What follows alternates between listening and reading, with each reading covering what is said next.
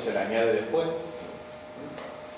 que presenta aquí un enganchado a base de lajas de piedra, del mismo sustrato, y que bueno, tiene una serie de estancias, como veis, esta no sabemos muy bien su final, pero si veis una más estrechita, alternan una pequeña y una estancia más grande, en este caso compartimentada.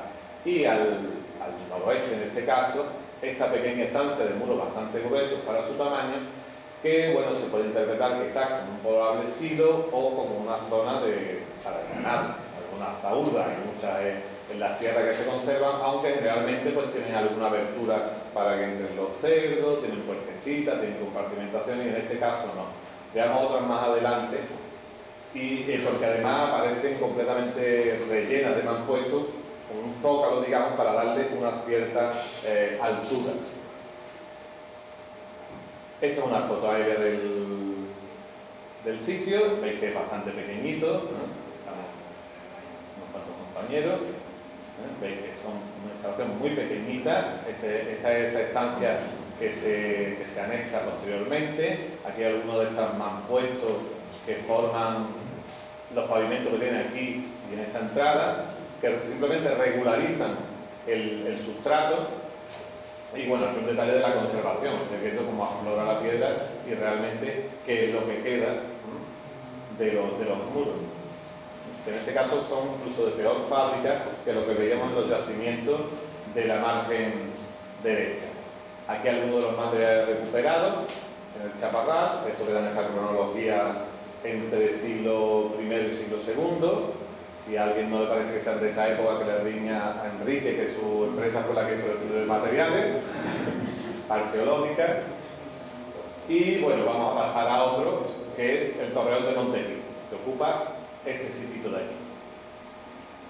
Torreón de Montegil, aquí lo veis durante el proceso de llenado del pantano, que está aquí justo al borde del escarpe, pero tampoco una posición defensiva, no es tan llano como las otras zonas, pero como veis tampoco es una zona defensiva al uso que se da en yacimientos de épocas precedentes y posteriores. Tiene dos fases que van del siglo I al, voy a ver la chuleta, sí, del siglo I y II también, muy cortito el uso, por lo menos con los materiales recuperados, y tiene dos fases. Una primera, que es esta, donde vemos tres estancias que alternan, una más grande, otra más estrechita, otra más grande, y estas dos de aquí. Esto ya estaba completamente perdido por un desbroce que había hecho la Confederación del Guadalquivir hidrográfica.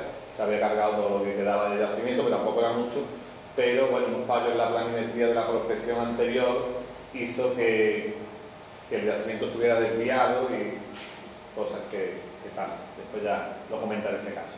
Y tenía, bueno, unas plataformas aquí.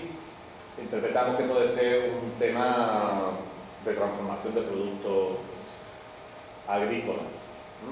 Nada de signinum, como en el Chaparral, como en este mismo que comentaba, nada de ladrillo apenas, nada de piedra de mosaico, apenas nada, 2 o 3 fragmentos creo de silicata, una pobreza absoluta de materiales.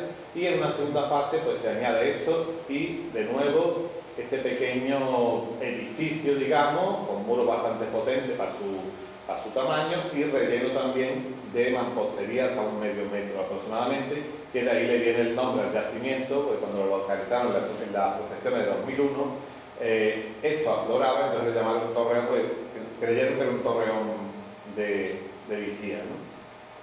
Este espacio, que tiene la entrada por aquí, se conserva el umbral.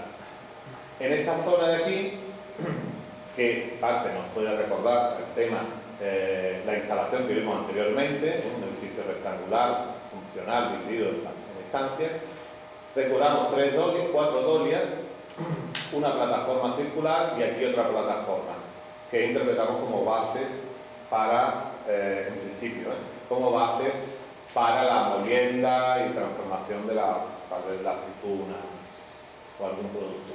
Esto es una foto de detalle de esa estructura torreón, vamos a llamarle. Esta es la entrada, aquí un detalle, porque en todos los edificios que presento, que han conservado las entradas, los de este margen, Chaparral, este, otro y otro que no he metido porque es dudoso, se conserva el mismo tipo de vano, dos lajas transversales y algunas lajas horizontales a la dirección del muro que refuerzan el vano.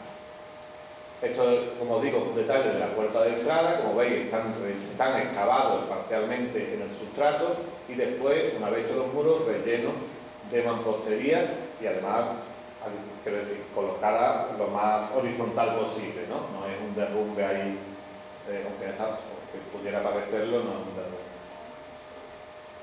Este es un detalle de esta zona, de la zona de aquí. Si yo tuviera un programa tan guay como el de Alejandro, podría hacer las cosas que ha hecho él, de traer la imagen. Ya ahora le voy a preguntar por el nombre para copiarme, ¿verdad, Ale? Para copiarme y hacer esa chulería. Aquí estáis viendo la dolia. Bueno, cogimos muestras para analizar el contenido, pero evidentemente, como siempre, no tenemos dinero para analizarlo, pero bueno, están las muestras cogidas. En 19 yacimientos tuvimos que elegir y después, pues, los turdetanos, orientalizantes, etcétera, se llevaron el dinero del carbono 14, de la antracología y esta, se la llevaron los turdetanos y los orientalizantes, guión tartésico, porque visten más o hay más gente interesada en ese tema.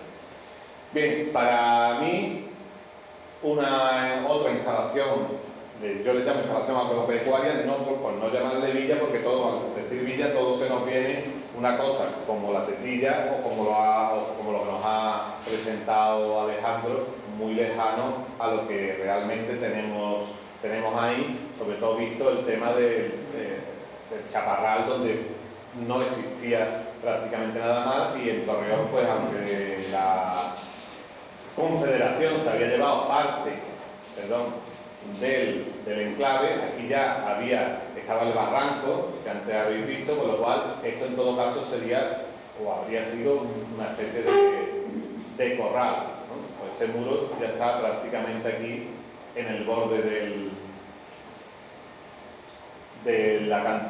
portal, ¿no? Y un último yacimiento, Gallina Horcada, que veis aquí, ocupa una posición muy similar a estos tres. Ahí lo estáis viendo, cerca de esta zona que se puede explotar de forma agrícola. Aquí tenéis el yacimiento. Esta zona era más tardía, esto ya es un edificio islámico, y en esta mesa es donde encontramos los restos, que en este caso van del segundo al sexto después de Cristo. Son un poco más tardíos. Este es el edificio islámico. Estos son los dos edificios que os voy a presentar, y aquí salió otra pequeña edificación, pero que no tenía nada de cerámica, y por el momento pues no podemos adscribir a ninguna cronología con precisión. Esta zona, como veis ya, aquí hay un pequeño edificio, mientras aquí tenemos este edificio de planta rectangular, un posible corral, como lo acabo de señalar en Torreón, y dividido en distintas instancias. Esto pertenece al edificio islámico, no viene al cuento ahí. Estos son estos edificios, aquí estáis viendo. Las fábricas utilizan mampuestos, en este caso no están ni careados, que parecen bastante a los dos anteriores, porque algunos están careados, pero no tienen nada que ver con los de la otra parte. Y sobre todo destacan por su grandísimo tamaño, cosa que también al equipo de Leonardo le hizo pensar en una construcción prehistórica que hubiese después sido reutilizada parcialmente en estas fábricas, ¿no? Sobre todo en esta. Veis las piedras, veis aquí el jalón, que era casi 75 centímetros, 1 metro y pico de larga, en fin. Claro, esto asomaba parcialmente, y en la intervención de las prospecciones pues se interpretó como un posible torre, ¿no? O algún tipo de construcción megalítica. Después, pues claro, entre eso y la cerámica de la sierra, que es muy tosca, alguna se podría llamar tornolento, hay mucha mano, pero que es de época medieval. Estamos en lo mismo, un edificio de planta rectangular, en este caso habían nivelado la pendiente a base de mampostería, ¿no? Habían invertido y después habían construido los muros. Todo esto no tenía apenas, como digo, ya afloraba. Esto prácticamente es que no hubo que quitar tierra, hubo que limpiar la tierra y un poco prácticamente barrer y ya salió todo. ¿Esto en qué se traduce? Pues que el registro cerámico es muy escaso y se reduce básicamente a lo que hemos recuperado en alguna de estas zonas y algún fragmentito de la amortización. ¿Qué nos indica ese registro? Pues siglo II, como he comentado, a siglo VI, aunque probablemente, como tenemos abajo un edificio islámico, hay una perduración. Pasa que si ya es difícil datar, como todos sabéis, siglo VII, VIII y IX, por aquí, por lo tanto es más fácil, pues imaginaros aquí donde escapen hay cerámica para datar los romanos. Entonces yo creo que probablemente hay una perduración hasta épocas posteriores. Bien, aquí os pongo un poco siendo de esta análisis a nivel, digamos, microespacial, porque es lo que estamos haciendo, una descripción a nivel micro, los distintos edificios que os comentaba: Torreón, Chaparral y Gallina Horcada. No solo es este elemento el que los caracteriza y uno de los que quizás nos debe de guiar en la búsqueda de paralelos cuando nos pongamos a buscar otros sitios, sino, como os digo, en las fábricas tampoco elaboradas, o sea, donde la mampostería apenas está trabajada, donde se recurre a grandes piedras que no se desbastan, y esas plantas rectangulares, compartimentadas, esa falta de signinum, esa ausencia de sigilatas, etcétera, que son las que me llevan a pensar en instalaciones agropecuarias y en la que me lleva, y con esas plataformas que aparecen de vez en cuando, que me llevan a pensar también, bueno, sobre todo en Torreón, que teníamos las dolias, etcétera, en transformación de alimentos y en la explotación. Es verdad que no hemos sacado apenas restos de fauna que nos hagan pensar en que se podía explotar, no sé, algo de ganado, pero bueno, que tampoco había fosas, etc. Estas tres plantas son las que podemos comparar con la ribera o con una de las zonas, con el complejo de la Tetilla, que incluso en la zona productiva, que es la que he traído, no la zona termal, pues veis que tiene otra disposición y una concepción arquitectónica y espacial completamente distinta. Esto a nivel, digamos, microespacial. A nivel meso, vamos a llamarle, algo que ya sí que os he venido comentando. Me vais a dejar que vuelva hacia atrás en el recorrido, porque me gustaría, no he puesto esta diapositiva aquí, me gustaría la 10, 6, podría haberle dado para adelante.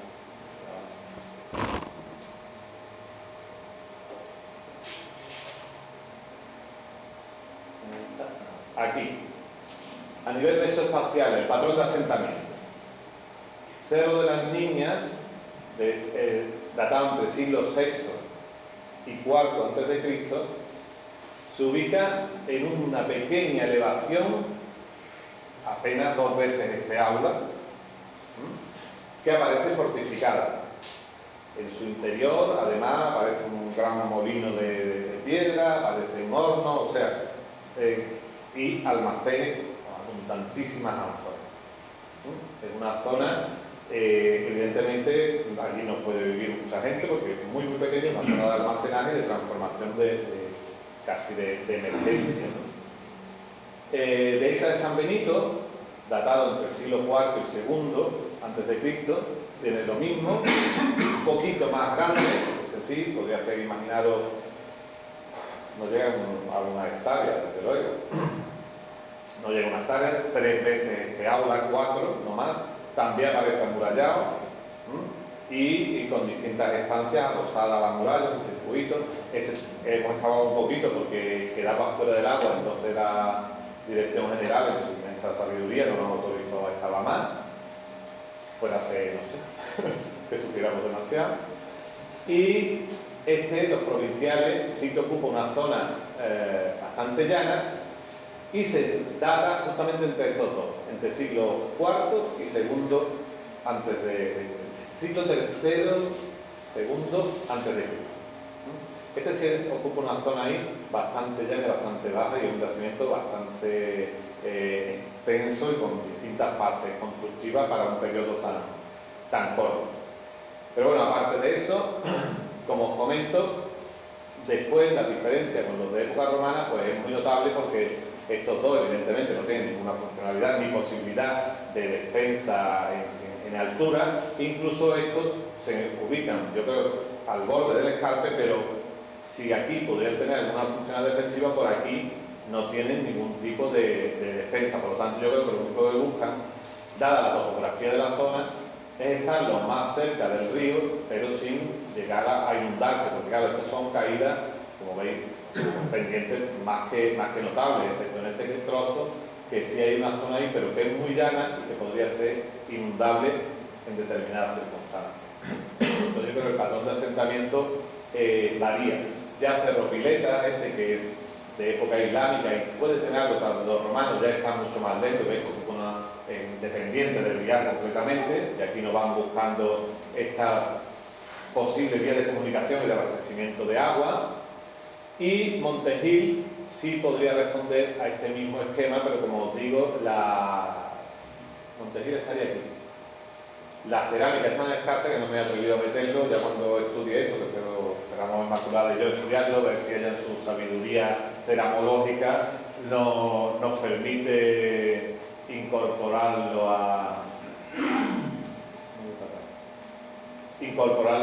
este elenco, porque está muy destrozado, pero la tipología parece responder al de esta serie de pequeños enclaves que se extienden por la margen izquierda. Como os comento, en las prospecciones de Leo y en lo que hicimos, vimos una gran cantidad de yacimientos a lo largo del Viar. Los provinciales están aquí, por aquí hay un yacimiento de épocas posteriores, por aquí tenemos ya un yacimiento incluso del Paleolítico Medio, musteriense, por aquí, pero fijaros ya el cauce del Viar lo que hace ahí, cómo empieza a encajonarse. Justo ahí empieza el término de Cazalla de la Sierra. Aquí, ¿veis cómo se encajona el Viar? De forma que nosotros hemos estado prospectando ahora Cazalla de la Sierra. ¿Y qué ocurre en toda esta zona? Pues aquí no hemos detectado ni un solo enclave en todo esto, ni un solo yacimiento. En la prospección de Leo vimos cómo hasta aquí había yacimiento, incluso dolmen de palacio, etcétera, se encuentran en esta zona. ¿Y qué ocurre? Es que el Viar nos puede servir de vía de comunicación hasta aquí. Hasta aquí ya tenemos que desviarnos hacia Almadén, porque es imposible penetrar por aquí ni penetrar por aquí. Pero es que no es que no haya yacimientos de época romana en esta parte, es que no hay yacimientos de ninguna época. Es imposible, un relieve muy abrupto, ningún cauce permanente de agua, ni tampoco posibilidades de cultivo. Entonces, ¿qué ocurre? Pues que evidentemente la vía de comunicación pasaría hasta aquí y ya iría a conectar pues, con todo el tema de la Ruta de la Plata, etc. ¿Qué ocurre en Cazalla? Aquí estáis viendo los yacimientos de época romana. Toda esta zona, el Viar está aquí, estáis viendo este puntito, es esto, y ya todo esto es el cauce del Viar. De aquí hay una central hidroeléctrica aprovechando esas megapendientes que hay, trasladan el agua de un punto a otro. Y ahí estáis viendo los yacimientos romanos. Hay una vía alternativa a esta que viene por aquí y va para Almadén. Perdonad que señala ahí, que como de memoria, ya doy por hecho. Cojo Viar arriba, ¿vale? Desde Cantillana, no sé si conocéis el tema o no. Cantillana, Guadalquivir por aquí, me voy para arriba sin ningún problema prácticamente porque el valle me permite tiene suficiente suelo para subir hasta aquí, pero llegado hasta aquí, desde Cantillana, que son bastantes kilómetros, tengo que desviarme a Almadén y ya de Almadén si puedo seguir para toda la zona de la Vía de la Plata, etcétera, que me pilla por esta zona. Esto sería aquí. Ahora, desde Constantina, Mulva, etcétera, ¿cómo subo para la Vía de la Plata? Claro, evidentemente no estoy buscando Mérida y todo el recorrido este, pues los yacimientos parecen indicar, ¿no? Los yacimientos de época romana, estas vías de comunicación. Esta que esperábamos encontrar muchísimos yacimientos no hemos encontrado porque es bastante escarpado y esta zona es el embalse del Pintado, con lo cual si hubo yacimientos están debajo de agua, en el entorno desde luego no hay, pero de todas maneras nos resultó curioso incluso en esta parte de aquí que es más llana no haya nada, pero bueno, en principio la prospección que hemos hecho, que eso sí no ha sido intensiva del todo el término, sino que ha sido parcial, ha sido selectiva, nos indica cómo la dispersión de puntos como la dispersión de puntos, no como las viales actuales están reproduciendo antiguos viales que a su vez se van a reproducir o van a ser utilizados durante época moderna y contemporánea. Prácticamente la disposición de esos puntos coincide con los lagares y haciendas que se instalan en Cazalla desde el siglo XV y que aún están perviviendo o convertidos en cortijos, ¿no? Entonces, pues, ahí tenemos la salida que hemos planteado nosotros, una salida norte hacia Arza, hacia Azuaga, bastante compleja, porque tiene un relieve complejo, pero ahí está. Esta que sería la más transitada, que te puede llevar a Casas de Reina, a Regina, y esta que te lleva a Montemolín.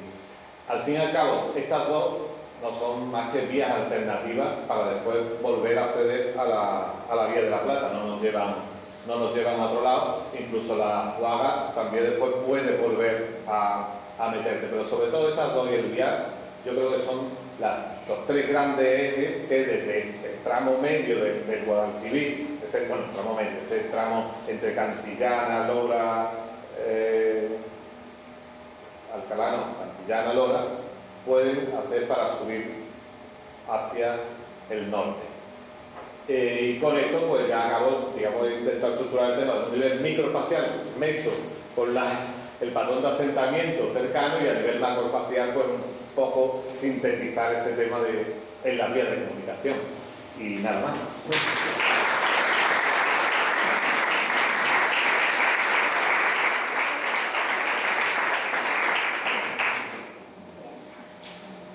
Muchas gracias por esta última intervención de la mañana intensa que hemos tenido, pero a la vez muy interesante todas las intervenciones con muchísimos datos, además inéditos.